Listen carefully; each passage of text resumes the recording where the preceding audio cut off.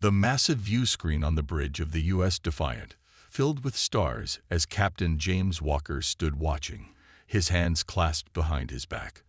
The ship hummed quietly around him, a sound unlike any other vessel in Earth's fleet.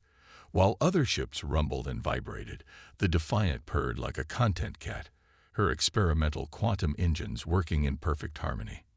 "Status report," Walker called out, his voice steady despite the tension in the air. The bridge crew worked at their stations, each movement precise and practiced.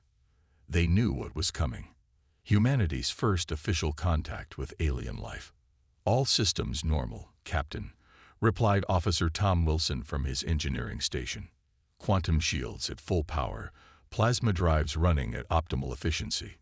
He paused, checking another reading. "Sir, I still can't believe how smooth she runs. Nothing this advanced should work this well." Walker smiled. The Defiant was unlike anything humanity had ever built. Her hull was angular and sleek, more like something from a video game than a military vessel. When the design was first proposed, many had laughed. Now, no one was laughing. "Contact approaching, sir," announced Mary Cooper from her communication station. Her fingers danced across the holographic display. 3 vessels, classification unknown. They're big, each one about 3 times our size. Walker nodded. Main screen. The view shifted, showing 3 massive ships approaching. They were everything humans had expected alien ships to look like: huge, circular vessels that practically screamed advanced technology. Next to them, the Defiant looked like a child's toy. "They're hailing us," Cooper reported. "Audio and visual." On screen, Walker ordered, straightening his uniform. This was the moment humanity had been preparing for. First contact. Real first contact, not counting the secret that lay behind the Defiant's creation. The screen flickered, and an alien appeared. It looked surprisingly humanoid, though its skin had a slight bluish tint, and its eyes were larger than human norm. It wore what appeared to be a military uniform, though the design was unlike anything on Earth. "Greetings, Earth vessel," the alien spoke, its words automatically translated by the ship's eye. "I am Admiral Dex of the Stellar Confederation. We have been monitoring your civilization's development with great interest." Walker stepped forward. "Welcome, Admiral. I am Captain James Walker of the United Earth ship Defiant. We are honored to make your acquaintance." The alien's expression changed slightly, its eyes narrowing as it studied the bridge behind Walker. "Interesting vessel you have, Captain. Our scans indicate technology that should be beyond your civilization's current capabilities. Would you care to explain?" Walker had been prepared for this question. "The Defiant represents the pinnacle of human innovation, Admiral. She's the result of our best minds working together to push the boundaries of what's possible." "Impossible," another alien voice cut in off-screen. A second figure stepped into view, this one wearing what appeared to be a scientific uniform. "We have monitored your civilization's technological progression. The jump from your other vessels to this one is too great. Someone has aided you. Someone has violated the non-interference protocols." Walker kept his expression neutral, though inside his mind was racing. They hadn't expected the aliens to be quite so direct in their accusations. "I assure you, the Defiant is entirely of human design and construction. We would be happy to provide documentation of her development process." Admiral Dex raised a hand, silencing his colleague. "Perhaps a demonstration would be more convincing. Your vessel's design is unusual, even by our standards. Would you be willing to participate in a small exercise?" "What kind of exercise?" Walker asked, though he already knew where this was going. The crew tensed around him, ready for anything. "A simple demonstration of capabilities," Dex replied smoothly. 3 of our older vessels against your one. Simulated combat, of course. No real weapons fire, just an exchange of targeting data and maneuver tracking. If your ship performs as well as your claims suggest, it would go a long way toward validating your level of advancement." Walker glanced at his crew. They had trained for this, prepared for this moment. The Defiant might look like science fiction, but she was very, very real. We accept your challenge, Admiral. Please transmit the exercise parameters when ready. The alien's expression was unreadable. Excellent. We will begin in 1 Earth hour.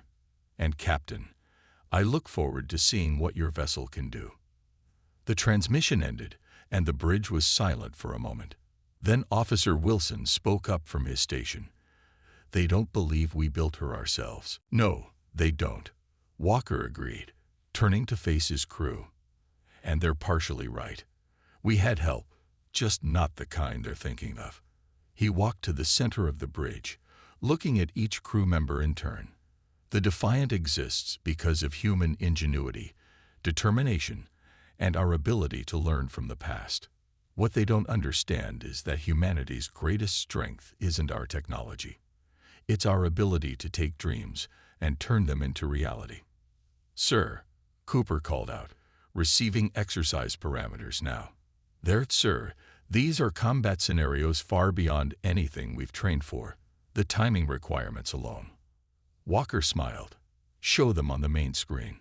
The display filled with tactical data, showing complex maneuvers and response patterns that would challenge even the Defiant's advanced systems. Look familiar to anyone? Wilson laughed suddenly. Video games. Sir, these are almost exactly like the combat scenarios from Star Squadron VI. The patterns, the timing, they're gaming scenarios. Exactly. Walker nodded. Because when humanity dreams of space combat, we don't just imagine it. We turn it into entertainment. We practice it. We perfect it. Every kid who ever played a space combat game was unknowingly training for this moment. He turned back to the main screen, watching the 3 alien vessels take up position for the exercise. And that's why we're going to win. Because while they were developing these scenarios as theoretical exercises, we were turning theory into art. 30 minutes until the exercise begins, sir, Cooper announced. Walker sat in his command chair, feeling the subtle hum of the quantum engines through the deck. Run final system checks. I want everything perfect. He smiled slightly. Let's show them that science fiction doesn't always stay fiction, not when humans are involved. The bridge crew turned to their stations, preparations beginning in earnest. Through the view screen, the 3 alien vessels loomed large against the star field. They were impressive, intimidating even. But the Defiant had a secret weapon they couldn't match, the unshakable human belief that anything was possible if you wanted it badly enough. In less than an hour, they would prove that sometimes reality could be even more incredible than fiction. The game was about to begin, and humanity's future hung in the balance. But as Walker watched his crew work, he felt nothing but confidence. The Defiant might look like something out of science fiction, but she was very real. And she was about to show the galaxy exactly what humanity could do. 10 years earlier, Dr. Thomas Reed sat bolt upright in his bed, his heart pounding and his mind racing with equations he didn't fully understand. It was the 3rd night in a row he dreamed of strange machines and impossible physics. But these weren't just dreams. They felt like memories. He stumbled to his desk, barely taking time to turn on the light before grabbing his tablet. His fingers flew across the screen, trying to capture the formulas before they faded like morning mist. The numbers didn't make sense. The theories contradicted everything he knew about quantum mechanics. But somehow, deep in his bones, he knew they were right. Computer, display Project Quantum Shield notes, he commanded, his voice rough from sleep. The holographic display lit up, showing his previous work. Side by side with his new equations, patterns began to emerge. Impossible patterns. Beautiful patterns. The next morning, Reed walked into the Advanced Projects Lab at the United Earth Defense Force headquarters, looking like he hadn't slept in days. He hadn't. Other scientists looked up as he passed, then quickly looked away. They'd all heard the rumors. Brilliant Dr. Reed was losing his mind, chasing impossible dreams. Dr. Reed, called out Director Williams, stepping out of his office. A moment of your time. It wasn't really a request. Reed followed the older man into his office, already knowing what was coming. The director's desk was covered with Reed's recent project proposals, each one marked with bright red Reed GECTD stamps. "Tom," Williams said, sitting down heavily, "you're one of our best minds. But these proposals, quantum shields that bend reality, plasma drives that ignore conservation of energy, it's science fiction, not science." Reed placed his tablet on the desk and pulled up his latest equations. "Look at this. Really look at it. The math works. I can prove it works. We just need to think beyond conventional physics." Williams sighed, pushing his glasses up his nose. "Where did these ideas come from, Tom? And don't tell me they came to you in dreams again." "Not dreams," Reed said quietly. "Memories. My grandfather's memories." He pulled an old, worn photograph from his pocket and placed it on the desk. It showed his grandfather standing in front of what looked like a crashed aircraft, but the design was like nothing that should have existed in 1947. Williams picked up the photo, his eyes widening. "What is this?" "My grandfather was part of a recovery team. He never told anyone what he saw, what he worked on. But before he died, he held my hand, and something happened. He transferred something to me. Not just memories, understanding." The director was silent for a long moment, studying the photo. Finally, he opened his desk drawer and pulled out a thick folder marked classified. Inside was another copy of the same photograph, but this one was in better condition. It showed more of the crash site, including strange symbols on the craft's hull. "We've been sitting on this for decades," Williams said. "The best minds in the world couldn't make sense of the technology we recovered. But you." He looked at Reed's equations again. "You're not just copying it, are you? You're improving it." Reed nodded. "The aliens who built that ship were advanced, but they were linear in their thinking. Humans, we think differently. We make intuitive leaps. We see patterns where others see chaos. My grandfather understood that. He knew we could do more than just reverse engineer their tech. We could make it better." The next 5 years were a blur of activity. Reed led a team of engineers and scientists who took his dreams and turned them into reality. The quantum shield generator they built was half the size of the alien original but twice as powerful. The plasma drive system incorporated principles that seemed to defy physics itself, but worked perfectly in practice. When construction began on the U.S. Defiant, many questioned her unusual design. But Reed knew every angle, every curve had a purpose. The ship wasn't just a vessel, it was a statement. Humanity announcing to the galaxy that they weren't just ready for the stars, they were ready to revolutionize space travel itself. Reed stood in the observation room, watching as construction robots assembled the Defiant's hull. Behind him, a heated argument was taking place between military officials and project supervisors. "It looks like something out of a video game," one admiral complained.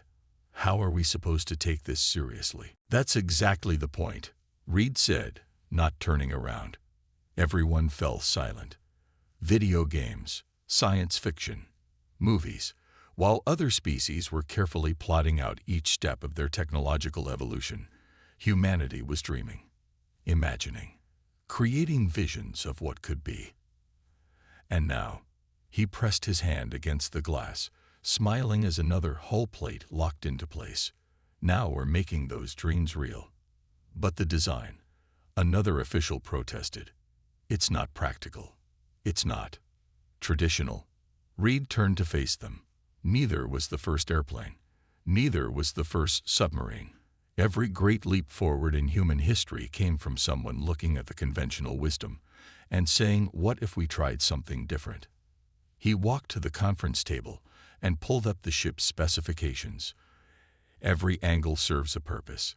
The quantum shields don't just protect the ship. They bend reality around her. The hull design enhances that effect. The plasma drives don't just move the ship. They create possibilities that other species never imagined because they were too focused on what they thought was possible. The room was quiet as the officials studied the data. Finally, the first admiral spoke again. "And you're certain this will work? That when we meet alien life, this ship will prove humanity's worth?"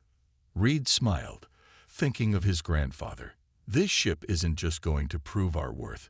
It's going to show the galaxy that humanity has something unique to offer. We don't just adopt technology. We reimagine it. We improve it. We make the impossible possible." As the officials filed out, Reed stayed behind, watching the construction continue. He pulled out his grandfather's old photo and looked at it one more time. "You knew, didn't you?" he whispered. "You knew we'd take what you found and turn it into something amazing." The Defiant's hull gleamed under the construction lights, her unconventional design a testament to human creativity and determination. In a few years, she would meet her first real test, a test that would prove to the galaxy that sometimes the most fantastic dreams could become reality. And when that day came, humanity would be ready to take its place among the stars, not as students of alien technology, but as innovators who could turn science fiction into science fact. Reed touched the photo one last time before putting it away. His grandfather's legacy wasn't just the alien technology he had helped recover. It was the understanding that humanity's greatest strength was its ability to dream big and then work tirelessly to make those dreams come true. The Defiant wasn't just a warship that looked like science fiction. She was proof that with enough imagination and determination, humanity could make fiction into reality. Admiral Dex stood on the bridge of his command ship, watching the small Earth vessel with growing unease. The Defiant should not exist. Its very presence challenged everything the Stellar Confederation believed about technological progress. Species were supposed to advance in predictable, measurable steps. Yet here was this impossible ship, built by a civilization that had only achieved spaceflight a century ago. "The exercise parameters have been transmitted," reported his science officer. "Their captain has accepted all conditions without protest." "Of course he did," Dex muttered. "Because either they're lying about building that ship themselves, or—" He didn't finish the thought. The alternative was more disturbing, that humans had somehow made advances that took other species centuries to achieve. On the Defiant's bridge, Captain Walker reviewed the combat exercise parameters one final time. The alien challenges were complex, but there was something oddly familiar about them. Each scenario followed perfect logical progression, like a computer program working through every possible variation. "They think too much like machines," Walker said to his crew. "Look at these attack patterns. Everything is optimal. Perfect. They've probably run millions of simulations to determine the absolute best approach to every situation. And that's their weakness," Officer Wilson added from his engineering station. "They're not accounting for human unpredictability." Walker nodded. "Exactly. They've given us 3 scenarios to test our capabilities. But they're testing us against their own standards, not ours." He turned to his tactical officer. "Load combat pattern Delta 7. "Sir?" The tactical officer looked surprised. "That's a training scenario from the Academy." "It's not. Not logical." Walker smiled. "That's exactly why we're going to use it. Begin recording all sensor data. I want the aliens to see exactly what we're doing and how we're doing it. No tricks, no hidden capabilities. Just pure human ingenuity." The 3 alien vessels moved into position, their massive forms creating a triangle around the much smaller Defiant. In the observation room of Dex's flagship, dozens of alien scientists and military officers gathered to watch. Many had bet their reputations on proving that humans must have had help developing their technology. "Exercise begins in 3 minutes, announced the automated system. "All vessels confirm ready status." On the Defiant's bridge, Walker took a deep breath. "Shield status." "Quantum shields at full power," Wilson reported. "The aliens are trying to scan them, but the physics involved are giving their sensors fits. I don't think they've ever seen anything like our shield pattern." "They haven't," Walker said. because no one else would think to design shields based on video game boss battles. Dr. Reed was a genius for realizing that sometimes the most effective solution isn't the most logical one. The countdown reached 0, and the exercise began. Immediately, the alien vessels began executing their planned maneuvers. Their movements were perfect, precise, and completely predictable. "Pattern recognized," called out the tactical officer.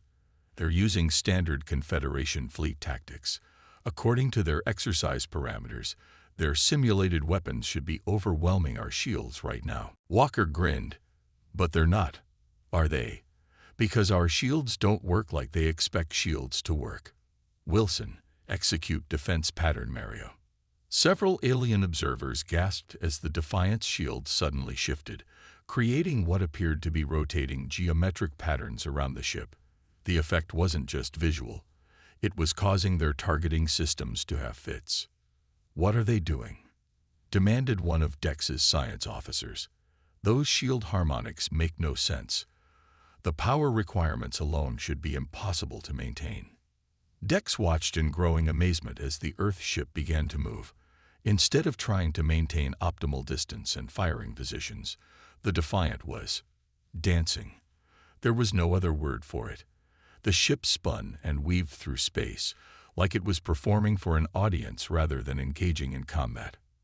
"Sir," Wilson called out on the Defiant's bridge. "Their targeting systems are going crazy trying to predict our movement patterns. They can't get a solid lock because they're trying to calculate where we should be based on normal physics." "That's because we're not using normal physics," Walker replied. "We're using video game physics. The quantum shields don't just protect us. They bend reality around us. And reality doesn't always have to make perfect sense." The alien vessels attempted to adjust their tactics, but every time they thought they had the Defiant figured out, the Earth ship would do something new. It would spin when it should have banked, accelerate when it should have slowed, and create shield patterns that seemed to defy the laws of physics. "This is impossible," one of Dex's officers declared. "They must be cheating somehow. No ship can move like that." But Dex was beginning to understand. "They're not cheating," he said quietly. "They're playing. Look at their movement patterns. They're not trying to find the optimal solution. They're having fun." The exercise continued, and with each passing minute, the aliens' perfectly planned strategies fell apart in the face of human creativity. The Defiant didn't just avoid their simulated attacks, it turned their own tactics against them, using moves that seemed to come straight out of science fiction. "Final scenario complete," announced the automated system. Exercise concluded. Analyzing results. The bridge of the Defiant erupted in cheers, but Walker quickly raised his hand for silence. "Send the full sensor data to the alien flagship," he ordered. "Everything. Shield harmonics, engine outputs, power distribution. Let them see exactly how we did it." Admiral Dex received the data personally. As he reviewed it, his expression changed from skepticism to surprise to something approaching awe. The humans hadn't just built an advanced ship. They'd completely reimagined how a ship could work. "Sir," his science officer reported, "analysis confirms it. Their technology is real, and it's entirely their own design. In fact, some of these innovations, they're beyond anything in our database. They've taken basic principles and developed them in ways we never considered." Dex nodded slowly. "Because we were too focused on finding the right answer. They were focused on finding new questions." He straightened up. "Prepare for transmission to Earth. I believe we owe Captain Walker and his crew an apology, and perhaps an invitation to teach us a few things about thinking differently." On the Defiant, Walker looked at his crew with pride. They hadn't just proven that their ship was real.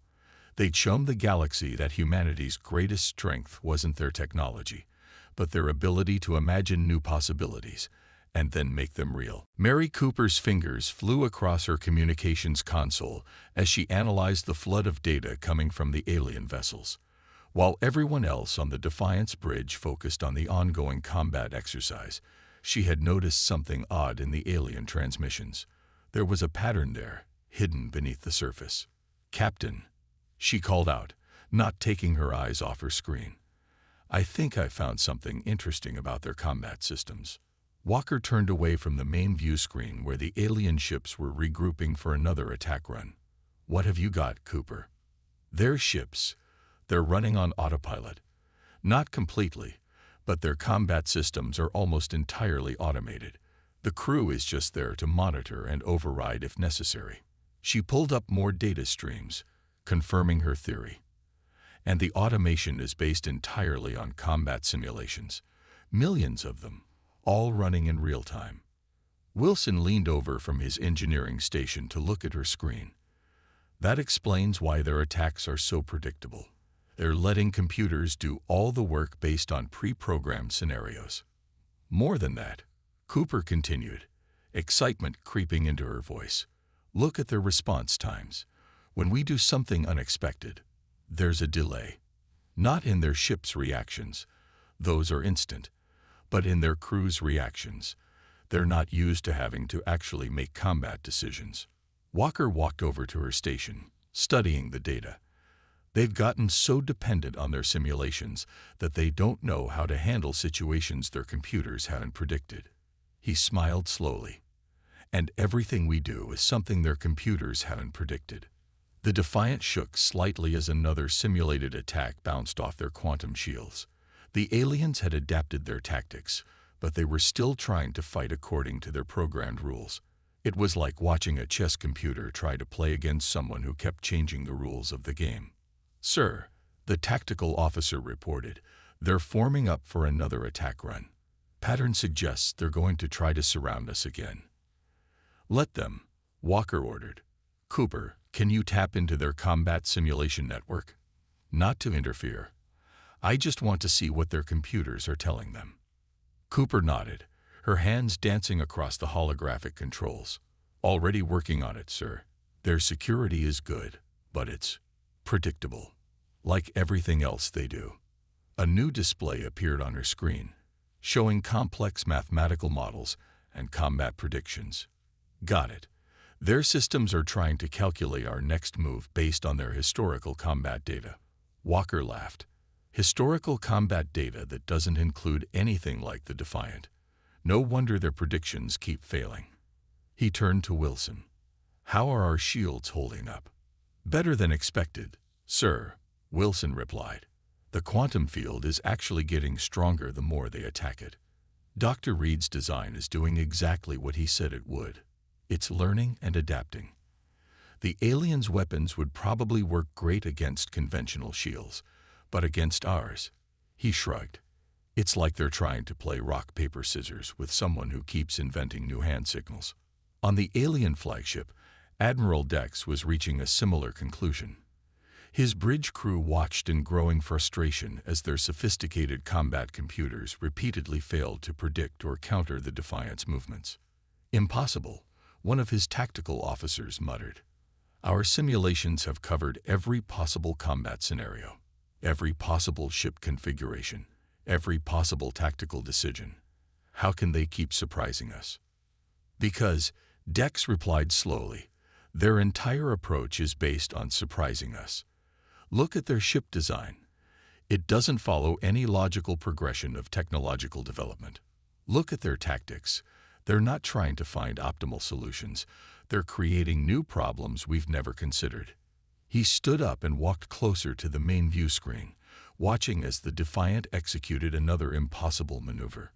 "We've spent centuries perfecting our combat simulations, making them more and more sophisticated. But in doing so, we've trapped ourselves in a box of our own making. We can only fight the way we've trained to fight." The Defiant spun suddenly, its quantum shields creating patterns that made it look like there were multiple ships for a moment. The alien targeting computers went crazy, trying to lock onto all the phantom images at once. "Sir," Cooper called out on the Defiant's bridge, "their combat computers are starting to crash. They're getting too many conflicting data points. Their crews are having to take manual control." Walker nodded. "Now we'll see how well they can actually fight." He turned to his tactical officer. "Prepare for real combat maneuvers. not the showy stuff we've been doing. Let's show them what the Defiant can really do when we get serious. The Earth ship's movements changed suddenly. Gone were the flashy spins and twirls.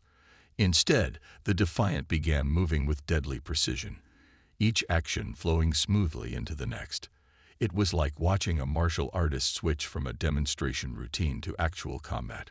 The alien crews, forced to rely on their own skills rather than their computers, found themselves completely outmatched.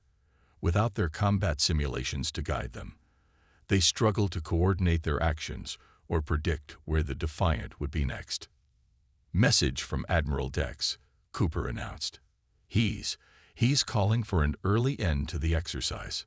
Walker raised an eyebrow. "On what grounds?"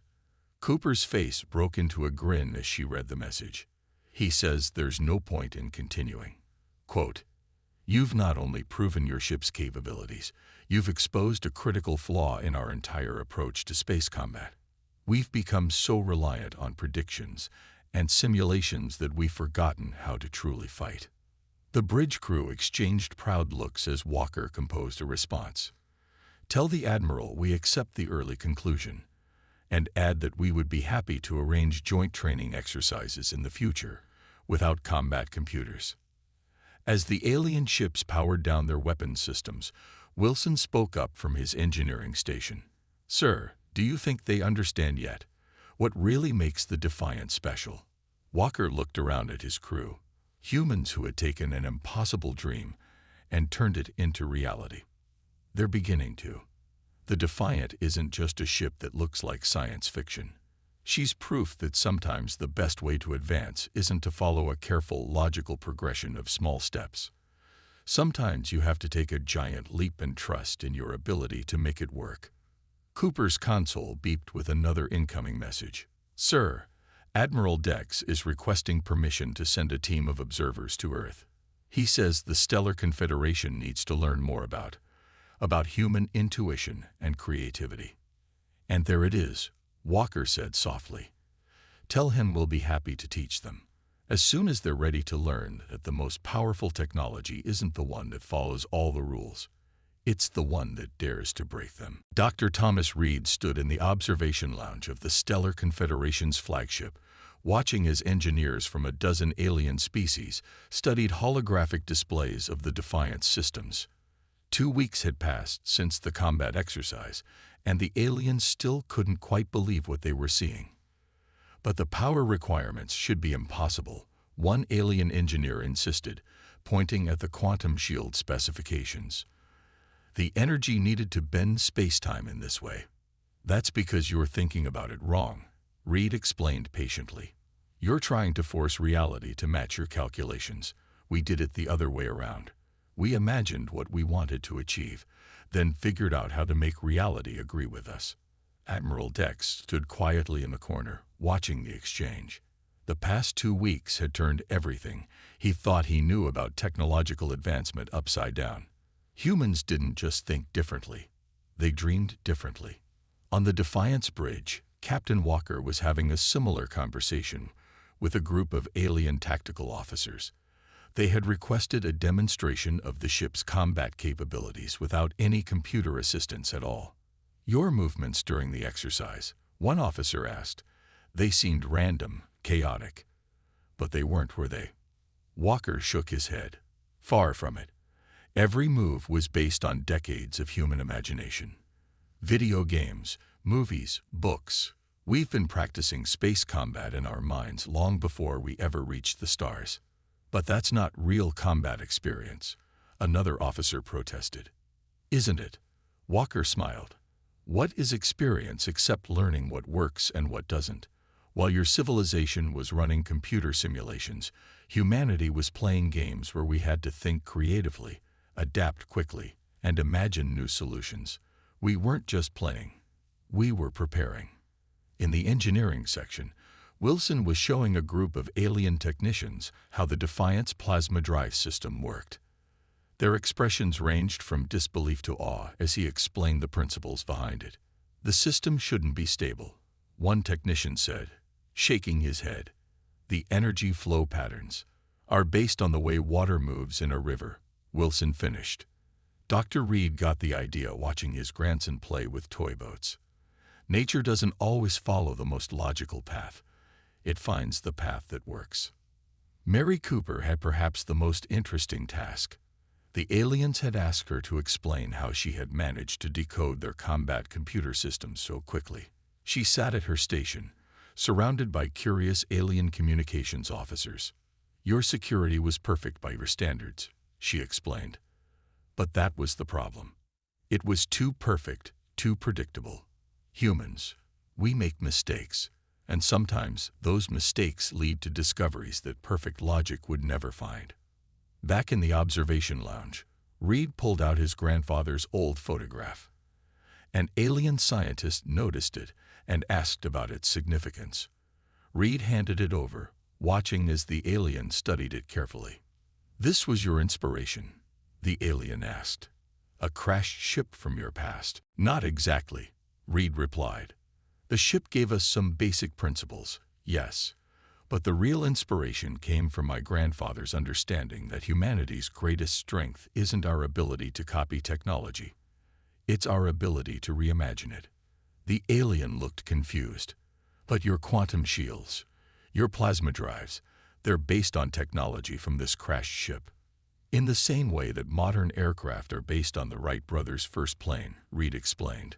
"We took the basic concepts and then asked ourselves, what if? What if shields could do more than just block attacks? What if engines could do more than just move a ship? What if we stopped trying to follow the logical path and started blazing our own trail?" Admiral Dex finally stepped forward. "The Stellar Confederation has existed for over 1,000 years," he said. "In all that time, we've prided ourselves on our logical, methodical approach to advancement. But in just a few generations, humanity has shown us that there might be another way." He turned to look out at the stars. "We've spent centuries perfecting what we know. You've spent centuries imagining what could be. And somehow, that led you to create a warship that looks like it came straight from science fiction." "That's exactly where it came from," Reed said quietly. "Every advancement humanity has ever made started as someone's dream. Someone's crazy idea that just might work if we tried hard enough." On the bridge, Walker was finishing his demonstration. The alien officers had finally stopped trying to analyze the Defiant's movements and started to appreciate the artistry of her design. "Your ship," one officer said, "it's not just advanced. It's beautiful. Even its combat maneuvers are like a dance." Walker nodded. "Because we never forgot that technology shouldn't just be efficient. It should inspire. The Defiant doesn't just fight well. She makes people dream about what else might be possible." Admiral Dex gathered everyone in the main conference room for a final announcement. Representatives from Earth stood on one side, the alien delegation on the other. The Admiral looked at both groups before speaking. "The Stellar Confederation hereby formally recognizes Earth as an advanced spacefaring civilization," he announced. "But more than that, we would like to propose a new partnership. We have much to teach humanity about the stars, but it seems humanity has even more to teach us about reaching for them." Reed thought about his grandfather as the room erupted in applause. The old man hadn't just passed on alien technology. He'd passed on the understanding that humanity's greatest gift was its ability to take dreams and forge them into reality. The Defiant hung in space between the Earth and alien vessels, her unusual design no longer drawing skeptical looks but admiring ones. She was proof that sometimes the most fantastic dreams could become reality, that science fiction could become science fact, and that humanity's place among the stars would be earned not by following in others' footsteps, but by daring to walk their own path. Walker stood on his bridge, looking out at the assembled ships. "Send a message to all vessels," he ordered. "The Defiant is ready to begin joint training exercises whenever they are." Cooper smiled as she transmitted the message. "Should we show them our old science fiction collection?" "Sir, give them some inspiration." "One step at a time," Walker laughed. "First, let's show them that sometimes the best way to advance isn't to calculate every possibility. It's to imagine something impossible and then find a way to make it work." The stars stretched out before them, full of possibilities that even the stellar confederation had never imagined. But that was all right. Humanity was ready to help them learn how to dream bigger. After all, that's what humans did best. They took fiction and turned it into reality, one impossible dream at a time.